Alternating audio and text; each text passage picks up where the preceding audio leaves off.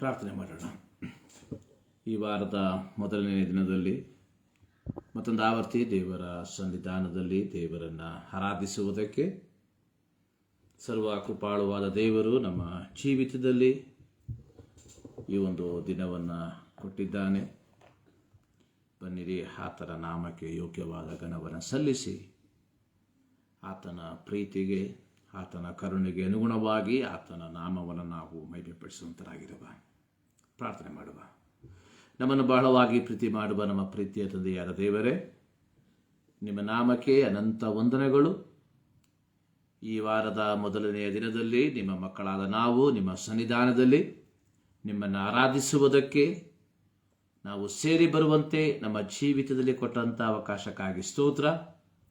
ಈ ಮುಂಜಾನೆಯ ಜಾವದಲ್ಲಿ ಮತ್ತೊಂದು ಆವರ್ತಿ ನಿಮ್ಮ ಪ್ರೀತಿಯನ್ನು, ನಿಮ್ಮ ಕರುಣೆಯನ್ನು, ನಿಮ್ಮ ತ್ಯಾಗಪೂರ್ಣ ಮರಣವನ್ನು ಮನನ ಮಾಡಿಕೊಂಡು ಅಪ್ರಾಪ್ತರಾದ ನಮ್ಮನ್ನು ಪ್ರಾಪ್ತರನ್ನಾಗಿ ಮಾರ್ಪಡಿಸಿದಂಥ ನಿನ್ನ ಪ್ರೀತಿಯನ್ನು ನೆನೆಸಿ ಮತ್ತೊಂದು ಆವರ್ತಿ ಕೃತಜ್ಞತಾ ಹೃದಯದಿಂದ ಅಪ್ಪ ತಂದೆ ಅಂತ ಕರೆಯುವ ಭಾಗ್ಯವನ್ನು ನಮ್ಮ ಜೀವಿತದಲ್ಲಿ ಕೊಟ್ಟಿರುವಂಥದ್ದನ್ನು ನೆನೆಸಿ ನಿಮಗೆ ಸ್ತೋತ್ರವನ್ನು ಸಲ್ಲಿಸುವಂತೆ ನಮ್ಮ ಜೀವಿತದಲ್ಲಿ ಕೃಪೆ ಮಾಡಿದ್ದಕ್ಕಾಗಿ ಸ್ತೋತ್ರ. ಈ ದಿನ ಯೆಹೋವನಿಂದಲೇ ನೇಮಕವಾದದ್ದು, ಇದರಲ್ಲಿ ಉಲ್ಲಾಸಿಸಿ ಆನಂದಿಸುವ ಎಂಬುದಾಗಿ ನಿಮ್ಮ ವಾಕ್ಯದಲ್ಲಿ ನೋಡುವ ಪ್ರಕಾರ ಕರ್ತನೆ, ನಾಳೆಯ ದಿನ ನಮ್ಮದಲ್ಲ. ಈ ದಿನ, ಈ ಸಂದರ್ಭ, ಈ ಅವಕಾಶ ನಮಗೆ ಕೊಟ್ಟಿರುವಾಗ ಮತ್ತೊಂದು ಆವರ್ತಿ ನಿಮ್ಮನ್ನು ಸ್ತುತಿಸುವಂತೆ ನಮ್ಮ ಜೀವಿತದಲ್ಲಿ ನಿನ್ನ ಅವಕಾಶ ಕೊಟ್ಟಿದ್ದಕ್ಕಾಗಿ ಸ್ತೋತ್ರವನ್ನು ಸಲ್ಲಿಸ್ತಾ ಇದ್ದೇವೆ. ಇಂದಿನ ಆರಾಧನೆಯನ್ನು ನಿಮ್ಮ ಕರಗಳಿಗೆ ಸಮರ್ಪಿಸ್ತಾ ಇದ್ದೇವೆ. ಹಾಡುವಂಥ ಹಾಡುಗಳು, ಧ್ಯಾನಿಸುವಂಥ ದೇವರ ವಾಕ್ಯ, ಎಲ್ಲದರ ಮೂಲಕ ದೇವರ ನಾಮ ಮಹಿಮೆ ಹೊಂದಲಿ. ಪ್ರಾರ್ಥನೆಗಳಿದ್ದಕ್ಕಾಗಿ ಸ್ತೋತ್ರ. ಯೇಸು ಕ್ರಿಸ್ತನ ನಾಮದಲ್ಲಿ ಬೇಡುತ್ತೇವೆ ನಮ್ಮ ಪ್ರೀತಿಯ ತಂದೆ, ಆಮೇಲೆ. ಶ್ರೀಮತದಾವರ್ತಿ ಎಲ್ಲರಿಗೂ ಯೇಸು ಕ್ರಿಸ್ತನ ನಾಮದಲ್ಲಿ ನಮ್ಮ ವಂದನೆಗಳನ್ನು ತಿಳಿಸ್ತಾ ಇದ್ದೇವೆ. ಬನ್ನಿ, ಈ ಮುಂಜಾನೆಯಲ್ಲಿ ಮತ್ತೊಂದು ಆವರ್ತಿ ಈ ಒಂದು ಜಾಲತಾಣದ ಮೂಲಕ ದೇವರ ಸನ್ನಿಧಾನದಲ್ಲಿ ದೇವರನ್ನು ಆರಾಧಿಸುವಂತೆ ದೇವರು ಅವಕಾಶವನ್ನು ಕೊಟ್ಟಿರುವಾಗ ದೇವರ ನಾಮದ ಮಹಿಮೆಗೋಸ್ಕರವಾಗಿ ಆತನನ್ನು ಹಾಡಿ ನಾವು ಹರಸುವಂಥವರಾಗಿರುವ ಒಂದು ಹಾಡಿನ ಕೆಲವು ಚರಣಗಳು. ಯೇಸು ಯೇಸು ಎಂದು ನಾನು ಧ್ಯಾನಿಸುತ್ತಿರುವೆ, ನನ್ನ ಸರ್ವೇಂದ್ರಿಯದಿಂದ ಆತನ ಕೊಂಡಾಡುತ್ತಿರುವೆ ಎಂಬ ಹಾಡನ್ನು ಹಾಡಿ ದೇವರ ನಾಮವನ್ನು ನಾವು ಮಹಿಮೆ ಪಡಿಸುವಂಥವರಾಗಿರುವ. ಯೇಸು ಯೇಸು ಎಂದು ನಾನು ಧ್ಯಾನಿಸುತ್ತಿರುವೆ, ನನ್ನ ಸರ್ವೇಂದ್ರಿಯದಿಂದ ಆತನ ಕೊಂಡಾಡುತ್ತಿರುವೆ. ಯೇಸು ಯೇಸು ಎಂದು ನಾನು ಧ್ಯಾನಿಸುತ್ತಿರುವೆ, ನನ್ನ ಸರ್ವೇಂದ್ರಿಯದಿಂದ ಆತನ ಕೊಂಡಾಡುತ್ತಿರುವೆ. ಯೇಸು ಯೇಸು ಎಂದು ಆಕಾಶ ಗೋಪುರ ಮೇಲೆ ಆಗಮ್ಯ ಭೂಮಿಯ ಕೆಳಗೆ, ಆಕಾಶ ಗೋಪುರ ಮೇಲೆ ಆಗಮ್ಯ ಭೂಮಿಯು ಕೆಳಗೆ, ಅಧಿಕಾರ ಹೊಂದಿರುವ ಕರ್ತಾಗೆ ನಾನೆಂದು ಆನಂದ ಗೀತವ ಹಾಡುವೆ. ಅಧಿಕಾರ ಹೊಂದಿರುವ ಕರ್ತಾಗೆ ನಾನೆಂದು ಆನಂದ ಗೀತವ ಹಾಡುವೆ. ಯೇಸು ಯೇಸು ಎಂದು ನಾನು ಧ್ಯಾನಿಸುತ್ತಿರುವೆ, ನನ್ನ ಸರ್ವೇಂದ್ರಿಯದಿಂದ ಆತನ ಕೊಂಡಾಡುತ್ತಿರುವೆ. ಯೇಸು ಯೇಸು ಎಂದು ಆತನ ಪ್ರೀತಿಯ ಸ್ಮರಿಸಿ ಆ ದಿವ್ಯ ಪಾದವ ಸ್ತುತಿಸಿ ಆತನ ಪ್ರೀತಿಯ ಸ್ಮರಿಸಿ ಆ ದಿವ್ಯ ಪಾದವ ಸ್ತುತಿಸಿ ಅರುಣೋದಯದಿಂದ ಆತನ ಕುರಿತು ಆಲಿಸಿ ಬರುವೆ ನಾನೆಂದು. ಅರುಣೋದಯದಿಂದ ಆತನ ಕುರಿತು ಆಲಿಸಿ ಬರುವೆ ನಾನೆಂದು. ಯೇಸು ಯೇಸು ಎಂದು ನಾನು ಧ್ಯಾನಿಸುತ್ತಿರುವೆ. ನನ್ನ ಸರ್ವೇಂದ್ರಿಯದಿಂದ ಆತನ ಕೊಂಡಾಡುತ್ತಿರುವೆ.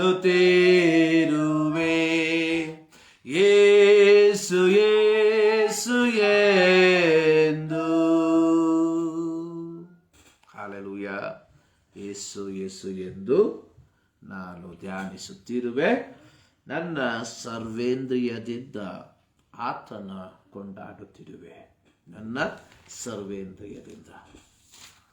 103ನೇ ಕೀರ್ತನೆಯಲ್ಲಿ ದಾವೀದನು ಇದನ್ನು ಹೇಳುವಂಥದ್ದು. ನನ್ನ ಸರ್ವೇಂದ್ರಿಯಗಳೇ ಆತನ ಪವಿತ್ರ ನಾಮವನ್ನು ಕೀರ್ತಿಸಿರಿ. ನನ್ನ ಸರ್ವೇಂದ್ರಿಯಗಳೇ ಆತನ ಪವಿತ್ರ ನಾಮವನ್ನು ಕೀರ್ತಿಸಿರಿ. ಈ ಮುಂಜಾನೆಯಲ್ಲಿ ದೇವರ ಸನ್ನಿಧಾನದಲ್ಲಿ ಆತನ ಪ್ರೀತಿಯ ಸ್ಮರಿಸಿ ಆ ದಿವ್ಯ ಪಾದವ ಸ್ತುತಿಸಿ. ಮರಿಯಳು ಅಚ್ಚ ಜಟಮಾಂಸಿ ತೈಲವನ್ನು ಯೇಸುವಿನ ಪಾದಕ್ಕೆ ಸಮರ್ಪಿಸಿದಳು. ಯೇಸುವಿನ ಪಾದಕ್ಕೆ ಅಚ್ಚ ಜಟಮಾಂಸಿ ತೈಲವನ್ನು ಹಾಕಿ ತನ್ನ ತಲೆ ಕೂದಲಿಂದ ಒರೆಸಿದಳು ತನ್ನ ಪ್ರೀತಿಯನ್ನು.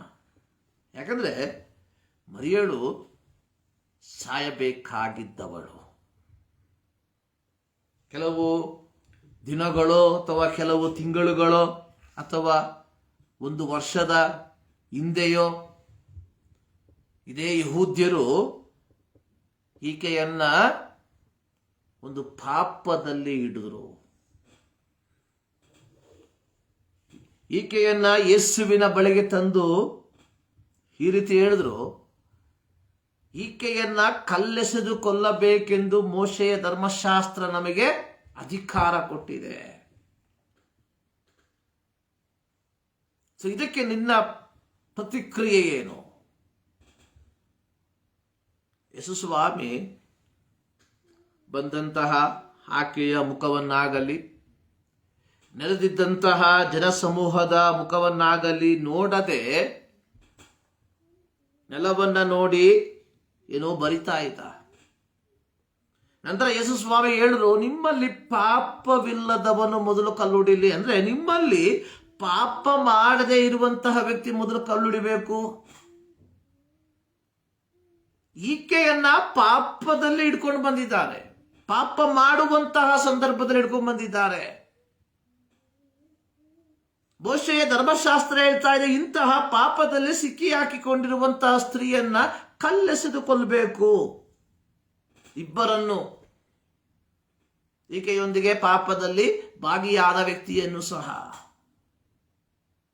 ಆದರೆ ಇಲ್ಲಿ ಈಕೆಯನ್ನು ಮಾತ್ರ ಕಾಣ್ತಾ ಇದ್ದೇವೆ. ಇಲ್ಲಿ ಯೇಸು ಸ್ವಾಮಿ ಹೇಳ್ತಾ ಇದ್ದಾರೆ, ನಿಮ್ಮಲ್ಲಿ ಪಾಪವಿಲ್ಲದವನ್ನು ಮೊದಲು ಆಕೆಯನ್ನ ಕಲ್ಲಿಂದ ಹೊಡಿಲಿ. ಯಾರು ಸಹ ಮುಂದೆ ಬರಲಿಲ್ಲ. ಯಾಕಂದ್ರೆ ಪ್ರತಿಯೊಬ್ಬನು ಪಾಪಿ. ಸೊ ಹೀಗೆ ತಾನು ಸಾಯಬೇಕಾಗಿದ್ದ ಸ್ಥಾನದಲ್ಲಿ ಇದ್ದಂತಹ ತನ್ನನ್ನ ಯೇಸುವಿನ ಮಾತಿನ ಮೂಲಕ ತನಗೆ ಜೀವ ಲಭಿಸಿರುವಂಥದ್ದನ್ನ ಮನನ ಮಾಡಿಕೊಂಡಂತಹ ಮರಿಯಳು ಯೇಸುವಿನ ಪಾದಗಳಿಗೆ ಬೆಲೆಯುಳ್ಳಂತಹ ಜಟಮಾಂಸಿ ತೈಲವನ್ನ ಹಾಕಿ ತನ್ನ ತಲೆಯ ಕೂದಲಿನಿಂದ ಅದನ್ನ ಒರೆಸಿದ್ಲು. ಆತನ ಪ್ರೀತಿಯ ಸ್ಮರಿಸಿ ಆ ದಿವ್ಯ ಪಾದವ ಸ್ತುತಿಸಿ ಅರುಣೋದಯದಿಂದ ಆತನ ಕುರಿತು. ಪ್ರಿಯರೇ, ನಾವು ದೇವರನ್ನ ಆರಾಧಿಸುವಂತವರಾಗಿರ್ಬೇಕಾದ್ರೆ, ದೇವರನ್ನ ಸ್ತುತಿಸುವಂತವರಾಗಿರ್ಬೇಕಾದ್ರೆ, ದೇವರ ಪ್ರೀತಿಯನ್ನ ನಮ್ಮ ದೈನಂದಿನ ಜೀವಿತದಲ್ಲಿ ನಾವು ಅನುಭವಿಸಿರುವಂತವರಾಗಿರಬೇಕು. ಯದ್ವಾ ತದ್ವಾ ದೇವರನ್ನ ಆರಾಧಿಸುವುದಕ್ಕೆ ಸಾಧ್ಯವಿಲ್ಲ. ಸುಖ ಸುಮ್ಮನೆ ಯೇಸುವಿನ ಪ್ರೀತಿಯನ್ನು ವರ್ಣಿಸುವುದಕ್ಕೆ ಸಾಧ್ಯವಿಲ್ಲ. ಕೆಲವು ರಾಜಕೀಯ ವ್ಯಕ್ತಿಗಳು ಭಾಷಣದ ಸಂದರ್ಭದಲ್ಲಿ ತಮಗೆ ತಿಳಿಯದ ವ್ಯಕ್ತಿಗಳ ಕುರಿತಾಗಿಯೂ ಸಹ ಬರೆದುಕೊಟ್ಟಿರುವಂತದ್ದನ್ನು ಓದಿ ಹೇಳುವಂತದ್ದನ್ನು ನಾವು ಕೇಳಿದ್ದೇವೆ. ಸೊ ಈ ರೀತಿಯಾಗಿ ದೇವರನ್ನ ಆರಾಧಿಸುವುದಕ್ಕೆ ಸಾಧ್ಯವಿಲ್ಲ. ಸೊ ದೇವರನ್ನ ನಾವು ಆರಾಧಿಸುವಂತವರಾಗಿರ್ಬೇಕಾದ್ರೆ ಆತನ ಪ್ರೀತಿಯನ್ನ ನಾವೇನ್ ಮಾಡಬೇಕು?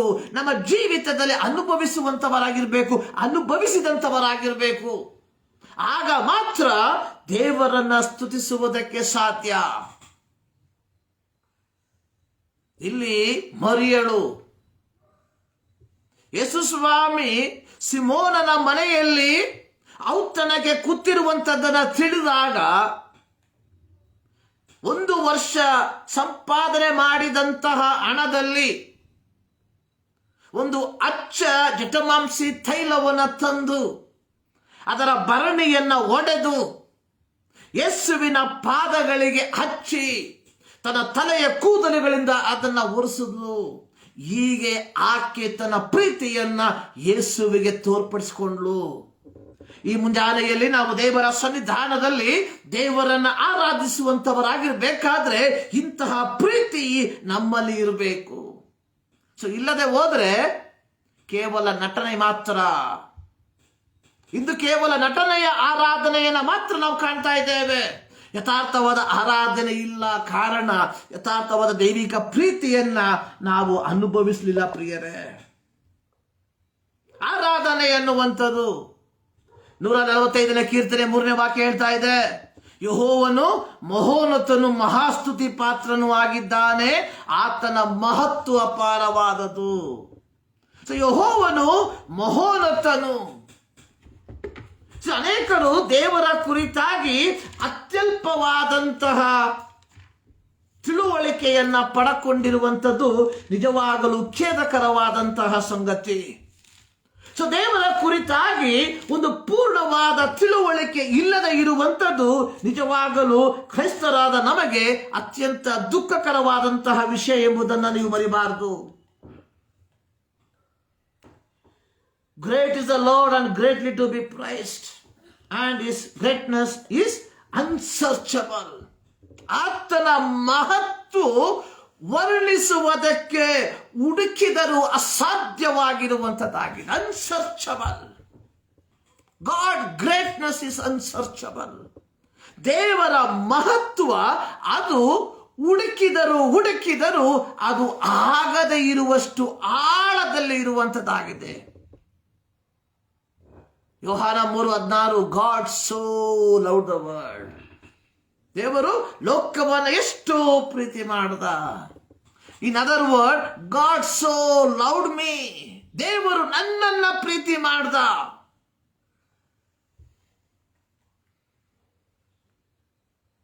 ಸೊ ನನ್ನನ್ನ ಪ್ರೀತಿ ಮಾಡಿದಂತಹ ದೇವರು ನನ್ನನ್ನು ತನ್ನ ಮಗನಾಗಿ ಮಾರ್ಪಡಿಸುವುದಕ್ಕೋಸ್ಕರವಾಗಿ ತನ್ನ ಏಕಮಾತ್ರ ಕುಮಾರನಾದ ಯೇಸು ಕ್ರಿಸ್ತನನ್ನ ಲೋಕಕ್ಕೆ ಕಳುಹಿಸಿ ನನ್ನ ಪಾಪಗಳ ಪರಿಹಾರಕ್ಕೋಸ್ಕರವಾಗಿ ತನ್ನನ್ನು ಯಜ್ಞಾರ್ಪಿತನಾಗಿ ಅರ್ಪಿಸಿದ. So this is God's love. So ಇದು ದೇವರ ಪ್ರೀತಿ.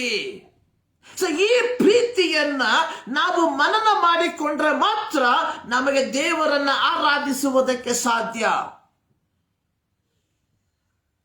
ಪ್ರಿಯರೇ, ಈ ಮುಂಜಾನೆಯಲ್ಲಿ ಮರಿಯಳ ಹಾಗೆ ಸಾಯಬೇಕಾದಂತಹ ಸ್ಥಾನದಿಂದ ನನ್ನನ್ನು ತಪ್ಪಿಸಿದಂತಹ ಈ ಯೇಸುವಿಗಾಗಿ ನನ್ನ 1 ವರ್ಷದ ಸಂಪಾದನೆಯನ್ನ ಕೊಡ್ತೇನೆ ಎಂಬ ಆ ಮನೋಭಾವದಲ್ಲಿ ಆ ಅಚ್ಚ ಜಟಮಾಂಸಿ ತೈಲವನ್ನ ಒಡೆದು ಯೇಸುವಿನ ಪಾದಕ್ಕೆ ಹಚ್ಚಿ, ಮಹಿಳೆಯರಿಗೆ ಶ್ರೇಷ್ಠವಾದಂತಹ ಕೂದಲುಗಳಿಂದ ಅದನ್ನ ಒರೆಸಿದಂತಹ ರೀತಿಯಲ್ಲಿ ಈ ಮುಂಜಾನೆಯಲ್ಲಿ ನಮಗೆ ಶ್ರೇಷ್ಠವೆಂಬುದಾಗಿ ಎಣಿಸುವಂಥದ್ದನ್ನ ಕ್ರಿಸ್ತನ ಪಾದದ ಪೀಠದ ಕೆಳಗೆ ಹಾಕಿ, ಪ್ರಕಟಣೆ ಪುಸ್ತಕದಲ್ಲಿ ನಾವು ನೋಡುತ್ತೇವೆ, 24 ಮಂದಿ ಹಿರಿಯರು ತಮ್ಮ ಕಿರೀಟವನ್ನ ಯೇಸುವಿನ ಪಾದದ ಮುಂದೆ ಬಿಸಾಕಿ, ನೀನೇ ಮಹೋನ್ನತನೆ ಎಂಬುದಾಗಿ ಆರಾಧಿಸುವಂಥದ್ದನ್ನ. ಸೊ ನಾವುಗಳು ದೇವರನ್ನ ಆರಾಧಿಸಬೇಕಾದ್ರೆ ನಮಗೆ ಶ್ರೇಷ್ಠ ಎಂಬುದಾಗಿ ಎಣಿಸುವಂಥದ್ದನ್ನ ಕ್ರಿಸ್ತನ ಪಾದದ ಕೆಳಗೆ ನಾವು ಹಾಕಬೇಕು. ಇದು ಅನೇಕರಿಗೆ ಯೇಸು ಕ್ರಿಸ್ತನನ್ನು ಆರಾಧಿಸುವುದಕ್ಕೆ ಆಗದೇ ಇರುವಂಥದ್ದು, ಅನೇಕದ್ದು ಶ್ರೇಷ್ಠವಾಗಿರುವಂಥದ್ದನ್ನ ಬಿಟ್ಟು ಬಿಡುವುದಕ್ಕೆ ಅವರು ಸಿದ್ಧರಿಲ್ಲ. ಸೊ ಬಿಟ್ಟು ಬಿಡದೆ, ತ್ಯಜಿಸದೆ ದೇವರನ್ನ ಆರಾಧಿಸುವುದಕ್ಕೆ ಸಾಧ್ಯವಿಲ್ಲ. ಪ್ರಿಯರೇ, ಈ ಮುಂಜಾನೆಯಲ್ಲಿ ದೇವರ ಪ್ರೀತಿಯನ್ನ ನಾವು ಒಮ್ಮೆ ಮನನ ಮಾಡಿಕೊಂಡು, ಪ್ರಾರಂಭದಲ್ಲಿ ನಾನು ಹೇಳಿದ ರೀತಿಯಲ್ಲಿ ದೇವರು ನನ್ನನ್ನು ಪ್ರೀತಿ ಮಾಡಿ, ದೇವರು ನನ್ನನ್ನು ಎಷ್ಟೋ ಹೆಚ್ಚಾಗಿ ಪ್ರೀತಿ ಮಾಡಿ, ನನ್ನ ಪಾಪಗಳ ಪರಿಹಾರಕ್ಕೋಸ್ಕರವಾಗಿ 2000 ವರ್ಷಗಳ ಹಿಂದೆ ತನ್ನ ಏಕಮಾತ್ರ ಕುಮಾರನನ್ನ ಈ ಲೋಕಕ್ಕೆ ಕಳುಹಿಸಿ, ನನ್ನ ಪಾಪಗಳಿಗೋಸ್ಕರವಾಗಿ ಆತನನ್ನು ಯಜ್ಞಾರ್ಪಿತನಾಗಿ ಅರ್ಪಿಸಿ, ಆತನ ರಕ್ತದ ಮೂಲಕವಾಗಿ ನನಗೆ ಪಾಪ ಕ್ಷಮಾಪಣೆಯನ್ನು ಕೊಟ್ಟಿರುವಂತಹ ಯೇಸುವನ್ನ, ಆತನ ಪ್ರೀತಿಯನ್ನ ಮನನ ಮಾಡಿಕೊಂಡು ಈ ಮುಂಜಾನೆಯಲ್ಲಿ ನಾನು ಆತನನ್ನು ಆರಾಧಿಸ್ತೇನೆ ಎಂಬುದಾಗಿ. ಇದು ಅನೇಕರು ಯೇಸು ಸ್ವಾಮಿಯನ್ನ ಒಂದು ಲಾಭದ ಸಾಧನವಾಗಿ ಉಪಯೋಗಿಸ್ತಾ ಇದ್ದಾರೆ. ನಾನು ಕಳೆದ ದಿನದಲ್ಲಿ ಒಬ್ಬರ ಹತ್ರ ಈ ರೀತಿ ಹೇಳಿದೆ, 2000 ವರ್ಷಗಳ ಹಿಂದೆ ಯೇಸು ಸ್ವಾಮಿ ಈ ಲೋಕಕ್ಕೆ ಬಾರದೆ ಹೋಗಿದ್ರೆ ಇಂದಿನ ಕ್ರೈಸ್ತರ ಪರಿಸ್ಥಿತಿ, ಅನೇಕ ಕ್ರೈಸ್ತರ ಪರಿಸ್ಥಿತಿ ಬಹಳ ಚಿಂತಾಜನಕವಾಗಿರ್ತಿತ್ತು. ಯಾಕಂದ್ರೆ ಇವತ್ತು ಅನೇಕರು ಈ ಯೇಸು ಕ್ರಿಸ್ತನ ಹೆಸರನ್ನ ಹೇಳಿ, ಈ ಯೇಸು ಕ್ರಿಸ್ತನ ಹೆಸರನ್ನ ವ್ಯಾಪಾರ ಮಾಡಿ ತಮ್ಮ ಬದುಕನ್ನ ಕಟ್ಟುವಂತವರಾಗಿದ್ದಾರೆ. ಯೋಚನೆ ಮಾಡಿ, 2000 ವರ್ಷಗಳ ಹಿಂದೆ ಯೇಸು ಸ್ವಾಮಿ ಬಾರದೆ ಹೋಗಿದ್ರೆ ಇವರ ಪರಿಸ್ಥಿತಿ ಏನಾಗ್ತಿತ್ತು? How do they live?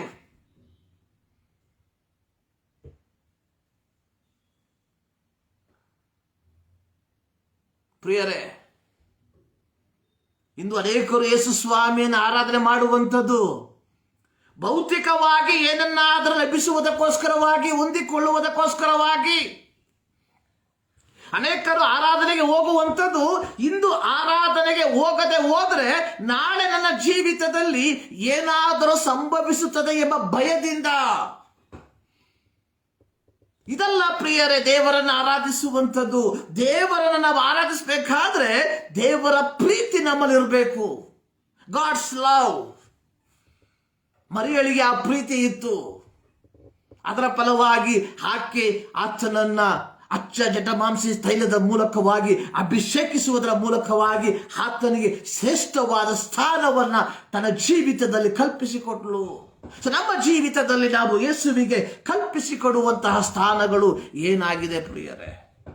ಒಮ್ಮೆ ಯೋಚನೆ ಮಾಡಿ ನೋಡಿ. ಪ್ರಿಯರೇ, ಇದು ನಾವು ಧ್ಯಾನ ಮಾಡುವಂತಹ ಶೀರ್ಷಿಕೆ ಎನ್ನುವಂಥದ್ದು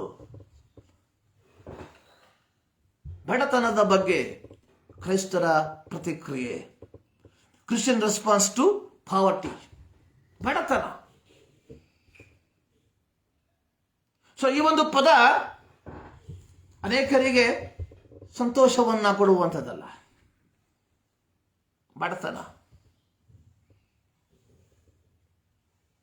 ಸೊ ಅನೇಕರು ಪ್ರತ್ಯೇಕವಾಗಿ ಕ್ರೈಸ್ತರಾದ ನಾವುಗಳು ಬಯಸುವಂತಹ ಒಂದು ಜೀವಿತ ಅಂದ್ರೆ ಸಮೃದ್ಧಿಕರವಾದ ಜೀವಿತ, ಎ ಲೈಫ್ ಆಫ್ ಪ್ರಾಸ್ಪರಿಟಿ.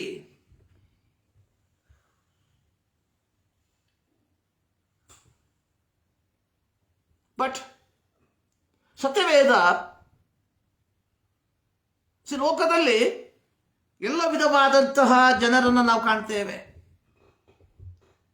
ಬಡವರಿದ್ದಾರೆ, ಮಧ್ಯಮ ವರ್ಗದವರಿದ್ದಾರೆ, middle class people, poor people, rich people, ಲಕ್ಷಾಧಿಪತಿಗಳು ಇದ್ದಾರೆ, ಕೋಟ್ಯಾಧಿಪತಿಗಳು ಇದ್ದಾರೆ, ಕೋಟ್ಯಾಧಿಪತಿಗಳಲ್ಲಿ ಕೋಟ್ಯಾಧಿಪತಿಗಳು ಇದ್ದಾರೆ. ಅಂದ್ರೆ ಈ ಸಮಾಜದಲ್ಲಿ ನಾವು ವಾಸಿಸುವಂತಹ ಸುತ್ತಮುತ್ತಲೂ ಎಲ್ಲ ವಿಧವಾದಂತಹ ಜನರನ್ನು ನಾವು ಕಾಣ್ತೇವೆ. ಆದರೆ ದೇವರ ಮಕ್ಕಳಾಗಿರುವ ನಾವು ಅಥವಾ ಕ್ರೈಸ್ತರಾಗಿರುವ ನಾವುಗಳು ಇಂತಹ ವ್ಯಕ್ತಿಗಳನ್ನು ನಾವು ಕಾಣುವಾಗ ನಮ್ಮ ಮನೋಭಾವ ಅಥವಾ ನಮ್ಮ ಪ್ರತಿಕ್ರಿಯೆ ಹೇಗಿರಬೇಕು ಎಂಬುವಂಥದ್ದನ್ನ ಒಮ್ಮೆ ನಾವು ಪರೀಕ್ಷಿಸಿಕೊಳ್ಳಬೇಕಾಗಿರುವಂಥದ್ದು ಬಹಳ ಪ್ರಾಮುಖ್ಯ. ಕ್ರೈಸ್ತ ಜೀವಿತ ಈ ಲೋಕದಲ್ಲಿ ಹೇಗೆ ಒಂದು ಮಾದರಿಯ ಜೀವಿತವಾಗಿ ಜೀವಿಸುವುದಕ್ಕೆ ಸಾಧ್ಯ ಎಂಬುದನ್ನ ನಾವು ಒಮ್ಮೆ ಯೋಚಿಸಬೇಕಾಗಿರುವಂಥದ್ದು ಬಹಳ ಪ್ರಾಮುಖ್ಯ. ದೇವರ ವಾಕ್ಯಗಳಲ್ಲಿ ನಾವು ನೋಡುವಂತಹ ಸಂದರ್ಭದಲ್ಲಿ ಒಂದು ವಾಕ್ಯವನ್ನು ಈ ರೀತಿಯಾಗಿ ನಾವು ನೋಡ್ತೇವೆ. ಮತ್ತಾಯನ ಬರೆದ ಸುವಾರ್ತೆ 5ನೇ ಅಧ್ಯಾಯ ಅದರ 16ನೇ ವಾಕ್ಯ, ಮ್ಯಾಥ್ಯೂ ಗಾಸ್ಪಲ್ ಚಾಪ್ಟರ್ 5 ವರ್ಸ್ 16. ಅಲ್ಲಿ ಈ ರೀತಿ ಬಯಲ್ಪಟ್ಟಿದೆ, ಅದರಂತೆ ನಿಮ್ಮ ಬೆಳಕು ಜನರ ಮುಂದೆ ಪ್ರಕಾಶಿಸಲಿ. ಅದರಂತೆ ನಿಮ್ಮ ಬೆಳಕು ಜನರ ಮುಂದೆ ಪ್ರಕಾಶಿಸಲಿ. ಹೀಗಾದರೆ ಅವರು ನಿಮ್ಮ ಒಳ್ಳೆಯ ಕ್ರಿಯೆಗಳನ್ನು ನೋಡಿ ಪರಲೋಕದಲ್ಲಿರುವ ನಿಮ್ಮ ತಂದೆಯನ್ನ ಕೊಂಡಾಡ್ತಾರೆ. ನೋಡಿ, ಎರಡು ವಿಚಾರಗಳನ್ನ ಯೇಸು ಸ್ವಾಮಿ ಮತ್ತಾಯನ ಬರೆದ ಸುವಾರ್ತೆ 5ನೇ ಅಧ್ಯಾಯದಲ್ಲಿ ಹೇಳಿರುವಂಥದ್ದು. ಒಂದು, ನೀವು ಲೋಕಕ್ಕೆ ಉಪ್ಪಾಗಿದ್ದೀರಾ. You are the salt to the world. ಉಪ್ಪು ರುಚಿಯನ್ನ ಕೊಡುವಂಥದ್ದು. Salt will give taste. Salt preserve. ಉಪ್ಪು ಆಹಾರ ಸಾಮಗ್ರಿಗಳನ್ನು ಸಂರಕ್ಷಿಸುವಂಥದ್ದು. ಅಂದ್ರೆ ಒಬ್ಬ ದೇವರ ಮಗನು, ದೇವರ ಮಗಳು ಈ ಲೋಕದಲ್ಲಿ ಇತರರಿಗೆ ರುಚಿಯನ್ನ ಕೊಡುವಂತವನಾಗಿರ್ಬೇಕು. ಎರಡನೇದಾಗಿ ಇತರರನ್ನ ಸಂರಕ್ಷಿಸುವಂತವನಾಗಿರ್ಬೇಕು. ಯೆಸ್ಕೇಲನ ಪ್ರವಾದನ ಗ್ರಂಥದಲ್ಲಿ ನಾವು ನೋಡ್ತೇವೆ, ಸರ್ವಶಕ್ತನಾದ ದೇವರು ಪ್ರವಾದಿಯಾದ ಯೆಸ್ಕೇಲನಿಗೆ ಹೇಳುವಂಥದ್ದು, ಮನುಷ್ಯ ಪುತ್ರನೇ, ನಾನು ನಿನ್ನನ್ನು ಇಸ್ರಾಯೇಲರಿಗೆ ಕಾವಲುಗಾರರನ್ನಾಗಿ ನೇಮಿಸಿದ್ದೇನೆ. So I set you in the watch tower. ಕಾವಲುಗಾರನ ಕರ್ತವ್ಯ ಶತ್ರುಗಳ ಚಲನವಲನಗಳನ್ನು ನೋಡಿಕೊಂಡು ಜನರನ್ನ ಎಚ್ಚರಿಕೆ ಪಡಿಸುವಂಥದ್ದು. So we are all here to preserve the people. ಅಂದ್ರೆ ದೇವರಿಂದ ದೂರ ಹೋಗುತ್ತಿರುವಂತಹ ಜನರನ್ನ ಅಥವಾ ನರಕಕ್ಕೆ ಪಾತ್ರರಾಗುತ್ತಿರುವಂತಹ ಜನರನ್ನ ಸಂರಕ್ಷಿಸಿ ಕ್ರಿಸ್ತನೆಡೆಗೆ ನಡೆಸುವಂತಹ ಜವಾಬ್ದಾರಿ ಪ್ರತಿ ಕ್ರೈಸ್ತನಿಗೆ ಇರುವಂಥದ್ದು. ಸೊ ಇಲ್ಲಿ ನಾವು ನೋಡುವಂಥದ್ದು ಎರಡು ವಿಚಾರ ಇದೆ. ಸೊ ನಿಮ್ಮ ಬೆಳಕು ಜನರ ಮುಂದೆ ಪ್ರಕಾಶಿಸಲಿ. Say our life. ಸೊ ನಮ್ಮ ಜೀವಿತ ಹೇಗಿರ್ಬೇಕಂದ್ರೆ it should be light to the world. ಜನರ ಮುಂದೆ ಪ್ರಕಾಶಿಸುವಂಥದ್ದಾಗಿರ್ಬೇಕು. ಸೊ ಹೀಗಾದ್ರೆ ನಿಮ್ಮ ಒಳ್ಳೆ ಕಾರ್ಯಗಳನ್ನು ನೋಡಿ ಜನ ಏನ್ ಮಾಡ್ತಾರೆ? ನಿಮ್ಮ ತಂದೆಯನ್ನ ಕೊಂಡಾಡ್ತಾರೆ. See what is the response of the Christian? So ಬಡತನದಲ್ಲಿ ಇರುವಂತಹ ಜನರ ಮಧ್ಯದಲ್ಲಿ ಒಬ್ಬ ಕ್ರೈಸ್ತನ ಪ್ರತಿಕ್ರಿಯೆ ಏನಾಗಿರಬೇಕು? ಇದರ ಕುರಿತಾಗಿ ಹಳೆ ಉಡಂಬಡಿಕೆ ಏನು ಹೇಳ್ತಾ ಇದೆ? ಯಾಕೆಂದ್ರೆ ಪ್ರತಿಯೊಂದು ಕಾರ್ಯಗಳಿಗೂ ಸತ್ಯವೇದ ಸ್ಪಷ್ಟವಾದ ಉತ್ತರವನ್ನು ಕೊಡುವಂತದ್ದಾಗಿದೆ. ಸರ್ವಶಕ್ತನಾದ ದೇವರು ಮೋಶೆಯ ಮೂಲಕವಾಗಿ ಇಸ್ರಾಯೇಲರಿಗೆ ಧರ್ಮ ವಿಧಿಗಳನ್ನು ಕೊಡುವಂತಹ ಸಂದರ್ಭದಲ್ಲಿ ಕೊಟ್ಟಂತಹ ಒಂದು ಧರ್ಮ ವಿಧಿ ಯಾಜಕಕಾಂಡ 23ನೇ ಅಧ್ಯಾಯ ಅದರ 22ನೇ ವಾಕ್ಯ. ಸೊ ಅಲ್ಲಿ ಬರೆಯಲ್ಪಟ್ಟಿರುವಂಥದ್ದು, ನಿಮ್ಮ ದೇಶದ ಪೈರನ್ನು ಕೊಯ್ಯುವಾಗ ಹೊಲಗಳ ಮೂಲೆಗಳಲ್ಲಿರುವುದನ್ನೆಲ್ಲ ಕೊಯ್ಯಬಾರದು ಮತ್ತು ಅಕ್ಕಲಾಯಬಾರದು. ಇವನ್ನು ಬಡವರಿಗೋಸ್ಕರವೂ ಪರದೇಶದವರಿಗೋಸ್ಕರವೂ ಬಿಟ್ಟು ಬಿಡಬೇಕು. ಅಂದ್ರೆ ಸರ್ವಶಕ್ತನಾದ ದೇವರು ಮೋಶೆಯ ಮೂಲಕ ಕಾನಾನ್ ದೇಶಕ್ಕೆ ಪ್ರಯಾಣ ಬಳಸುತ್ತಿರುವಂತಹ ತನ್ನ ಜನರಿಗೆ, ನೀವು ಕಾನಾನ್ ದೇಶವನ್ನ ಪ್ರವೇಶಿಸಿ ಕಾನಾನ್ ದೇಶದಲ್ಲಿ ವಾಸಿಸುವಂತಹ ಕಾಲದಲ್ಲಿ ನೀವು ನಿಮ್ಮ ನಿಮ್ಮ ತೋಟಗಳಲ್ಲಿ ನಿಮ್ಮ ನಿಮ್ಮ ಸ್ಥಳಗಳಲ್ಲಿ ಪೈರುಗಳನ್ನು ಬಿತ್ತಿ ಅವುಗಳ ಬೆಳೆಗಳನ್ನು ಕೊಯ್ಯುವಂತಹ ಸಂದರ್ಭದಲ್ಲಿ, ಸುಗ್ಗಿ ಕಾಲದಲ್ಲಿ ನೀವೇನ್ ಮಾಡಬೇಕು ಅಂದ್ರೆ, ಕೊಯ್ಯುವಂತಹ ಸಂದರ್ಭದಲ್ಲಿ ಅಂದ್ರೆ ತೆನೆಗಳನ್ನು ಕೊಯ್ಯುವಂತಹ ಸಂದರ್ಭದಲ್ಲಿ 4 ಮೂಲೆಗಳಲ್ಲಿರುವಂತಹ ತೆನೆಗಳನ್ನ ಕೊಯ್ಯಬಾರ್ದು. ಸೊ ನಾವ್ ಹೆಂಗಂತ ಹೇಳಿದ್ರೆ, how much maximum to we will gain, ಎಷ್ಟು ಲಾಭವನ್ನ ಸಂಪಾದಿಸಬೇಕು ಎಂಬುವಂಥದ್ದನ್ನ ನಾವು ಇದು ನೋಡ್ತೇವೆ. ಆದ್ರೆ ಇಲ್ಲಿ ಸರ್ವಶಕ್ತನಾದ ದೇವರು ಹೇಳಿರುವಂಥದ್ದು, ನೀವು ಮೂಲೆಗಳನ್ನ ಸೇರಿಸ್ಕೊಯ್ಬಾರ್ದು, ಮೂಲೆಗಳಲ್ಲಿರುವಂಥದ್ದನ್ನ ಬಿಟ್ಬಿಡ್ಬೇಕು. ಅಂದ್ರೆ ಒಂದು ಗದ್ದೆಯ 4 ಮೂಲೆ ಇದ್ರೆ ಸೊ ಮಿನಿಮಮ್ 1 ಅಡಿ ಬಿಟ್ಬಿಡಿ. 4 ಕಡೆ 1 ಅಡಿ ಬಿಟ್ಬಿಟ್ಟು ಬಾಕಿ ಮಾತ್ರ ಕುಯ್ಕೊಂಡು ಹೋಗ್ಬಿಡಿ. ಈ 4 ಮೂಲೆಗಳಲ್ಲಿರುವಂಥದ್ದು ಯಾರಿಗೆ? ದೇಶದಲ್ಲಿರುವಂತಹ ಬಡವರಿಗೆ, ದೇಶದಲ್ಲಿರುವಂತಹ ಪರದೇಶಸ್ಥರಿಗೆ, ದೇಶದಲ್ಲಿರುವಂತಹ ನಿರ್ಗತಿಗರಿಗೆ. So you must do it. ಇದು ನೀವು ಮಾಡಲೇಬೇಕು. ಇದು ಮೋಶೆಯ ಧರ್ಮಶಾಸ್ತ್ರದ ಮೂಲಕವಾಗಿ ಕೊಡಲ್ಪಟ್ಟಿರುವಂತಹ ಆಜ್ಞೆ. ಅಂದ್ರೆ God is so concerned about the poor people in the beginning. ಪ್ರಾರಂಭದಿಂದಲೂ ದೇಶದಲ್ಲಿರುವ ಬಡವರ ಕುರಿತಾಗಿ ಸರ್ವಶಕ್ತನಾದ ದೇವರು ಕಾಳಜಿಯನ್ನು ವಹಿಸುವಂತಹ ದೇವರು. ಸೊ ಹೀಗಿರುವಾಗ ಈ ದೇವರ ಮಕ್ಕಳಾಗಿರುವ ನಾವುಗಳು ಎಷ್ಟರ ಮಟ್ಟಿಗೆ ಕಾಳಜಿಯನ್ನು ವಹಿಸಬೇಕು ನೋಡಿ. ಮಾರ್ಕನ ಸುವಾರ್ತೆ 14ನೇ ಅಧ್ಯಾಯದಲ್ಲಿ ನಾನು ಪ್ರಾರಂಭದಲ್ಲಿ ಹೇಳಿದಂತಹ ಈ ಮರಿಯಳ ಇದೇ ಸಂಭವದಲ್ಲಿ ಯೂದ ಹೇಳ್ತಾ ಇದ್ದಾನೆ, ಸೊ ನೀನು ಯಾಕೆ ಈ ಅಚ್ಚೆ ಜಟಮಾಂಸಿ ತೈಲವನ್ನು ಹೊಡೆದಾಕ್ದೆ? ಸೊ ಇದನ್ನ ನಾವು ಮಾರ್ಬಿಟ್ಟು ಬಡವರಿಗೆ ಕೊಡ್ಬೋದಾಗಿತ್ತು. ಇದು ಸುಮಾರು 300 ಹಣಗಳು ಅಷ್ಟು ಬೆಲೆ ಬಾಳುವಂತಹ ವಸ್ತು. ಇಷ್ಟು ಬೆಲೆ ಬಾಳುವಂತಹ ವಸ್ತುವನ್ನು ನೀನು ಯಾಕೆ ಈ ಅಪ್ಪನ ಕಾಲ್ ಕೆಳಗೆ ಹಾಕಿದೆ? ಇದರ ಉದ್ದೇಶ ಏನಾಗಿತ್ತು?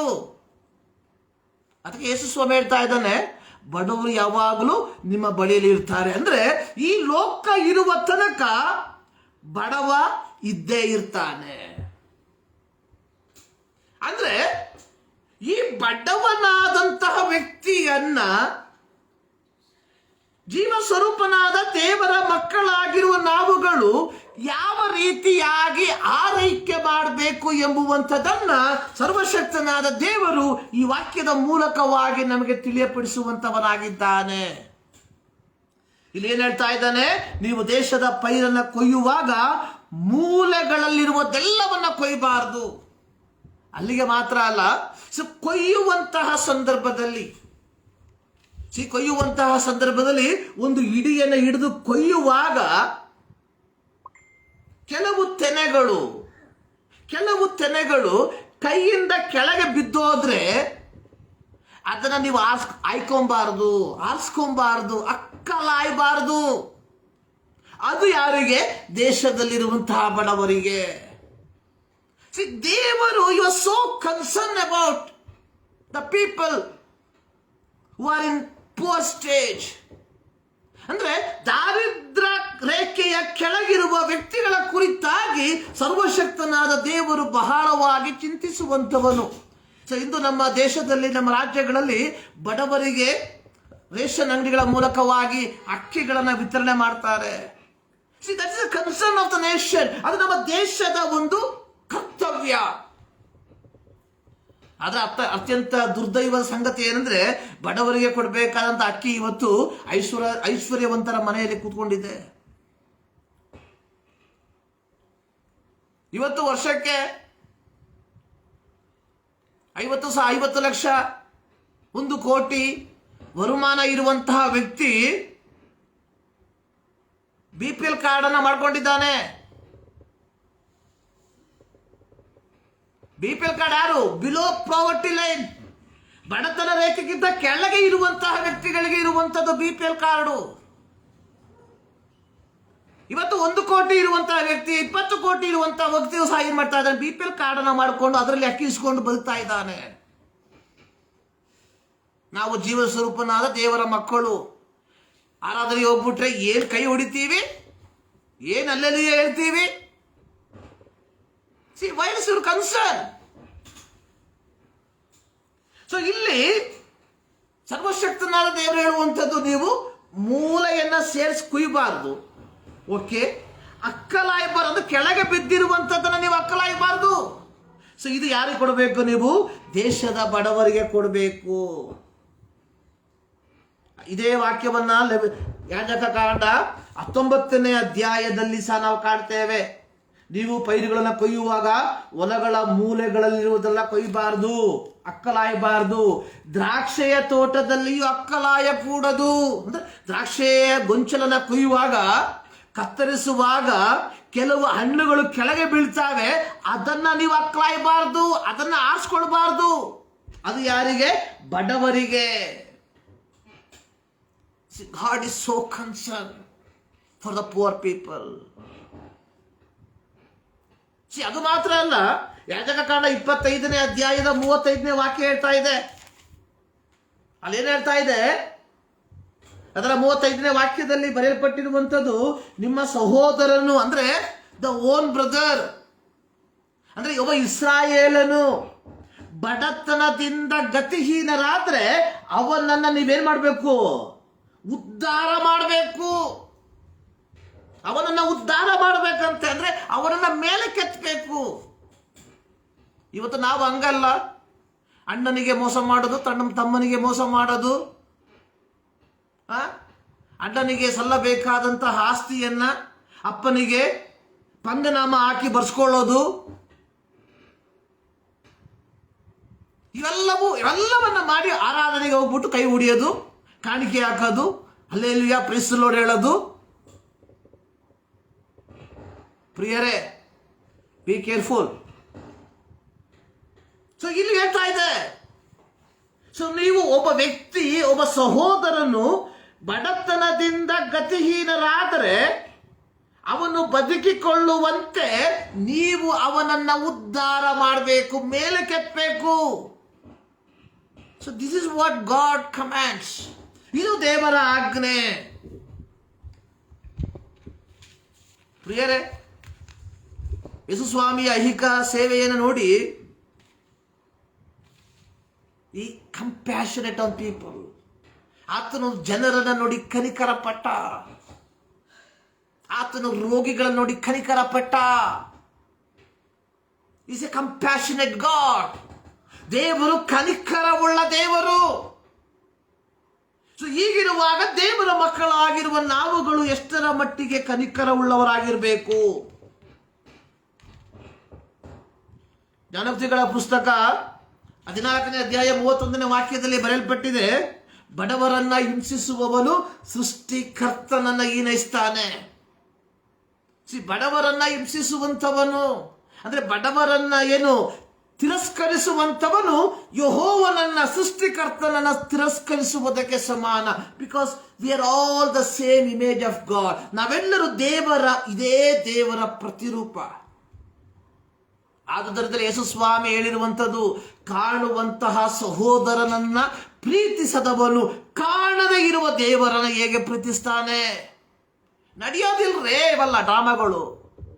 ಯಾರ ಹತ್ರ ಈ ಡ್ರಾಮಾ?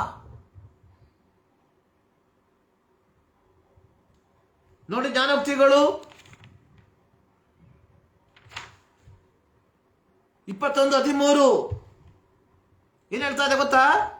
ಬಡವನ ಮೊರೆಗೆ, ಬಡವನ ಪ್ರಾರ್ಥನೆಗೆ,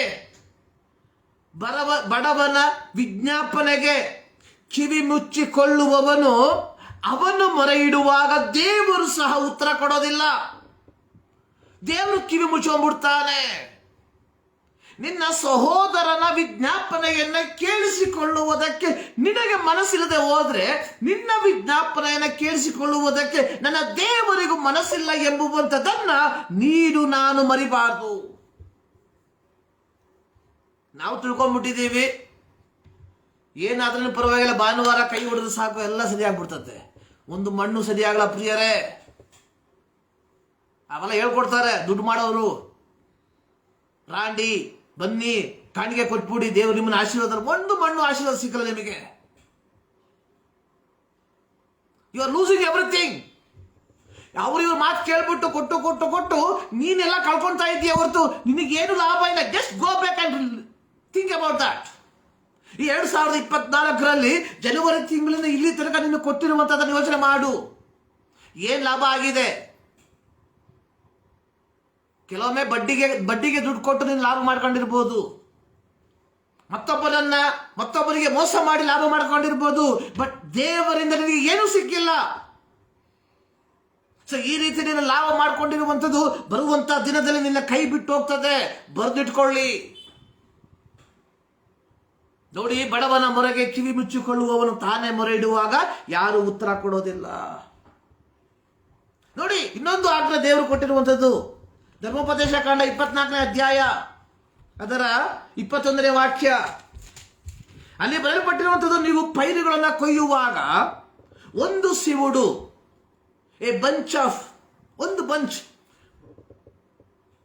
ಒಂದು ಸಿವುಡು ನೀವು ಹೊಲದಲ್ಲೇ ಮರ್ತೋಗ್ಬಿಟ್ಟಿದ್ರೆ, ಯಾಕಂದ್ರೆ 10 ಸಿವುಡಿತ್ತು, ನೀವೇನ್ ಮಾಡಿದ್ರಿ? 9 ಸಿವುಡನ್ನ ಎತ್ಕೊಂಡ್ಬಂದ್ರಿ ಮನೆಗೆ. ಒಂದು ಸಿವುಡು ಅಲ್ಲೇ ಬಿಟ್ಬಿಟ್ರಿ. ರಾತ್ರಿ ನೋಡ್ತೀರಾ, ಎಣಿಸ್ಬೇಕಾದ್ರೆ ಎಷ್ಟಿದೆ? 9 ಇದೆ, ಒಂದಿಲ್ಲ. ಒಂದೆಲ್ಲಿದೆ? ಹೊಲದಲ್ಲಿ ಬಿದ್ದಿದೆ. ಇಲ್ಲಿ ಸರ್ವಶಕ್ತನಾದ ದೇವರು ಹೇಳುವಂಥದ್ದು, ಸೊ ನೀವು ಪೈರುಗಳನ್ನ ಕೊಯ್ದು ಅವುಗಳನ್ನು ಕೊಯ್ಯುವಾಗ ಒಂದು ಸಿವುಡು ಹೊಲದಲ್ಲೇ ಬಿಟ್ಟು ಬಂದ್ರೆ ಅದರ ತರದಕ್ಕೆ ನೀವು ಹೋಗ್ಬಾರದು ವಾಪಸ್ಸು. You should not go back and bring it that. So ಇದು ಪರದೇಶಿಗಳಿಗೆ, ತಾಯಿ ತಂದೆ ಇಲ್ಲದವರಿಗೆ, ವಿಧವೆಯರಿಗೆ, ಅಂದ್ರೆ ಬಡವರಿಗೆ ಇರಲಿ. ಪ್ರಿಯರೇ, ನೋಡಿ, ಹಳೆ ಒಡಂಬಡಿಕೆ ಕಾಲದಲ್ಲಿ ಸರ್ವಶಕ್ತನಾದ ದೇವರು ತನ್ನ ಜನರಾದ ಇಸ್ರಾಯೇಲರಲ್ಲಿ ಮಾತ್ರ ಅಲ್ಲ, ಪರದೇಶದವರಲ್ಲಿ ಬಡವರ ಕುರಿತಾಗಿ ಎಷ್ಟರ ಮಟ್ಟಿಗೆ ಯೋಚಿಸುವಂತಹ ದೇವರು. ಸೊ ಈಗಿರುವಾಗ ನಾವು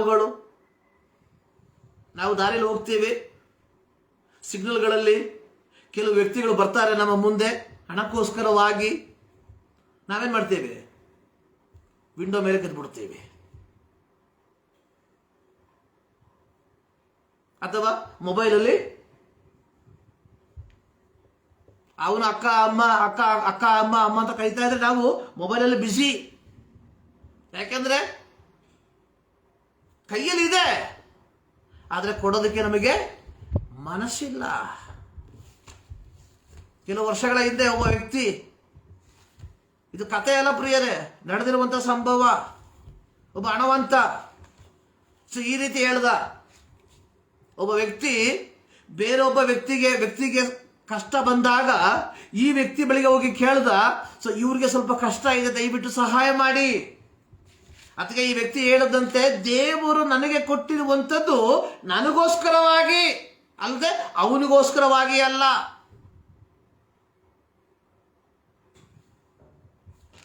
ಪ್ರಿಯರೇ, ಬಿ ಕೇರ್ಫುಲ್. ಬಹಳ ಜಾಗರೂಕತೆಯಿರ್ರಿ.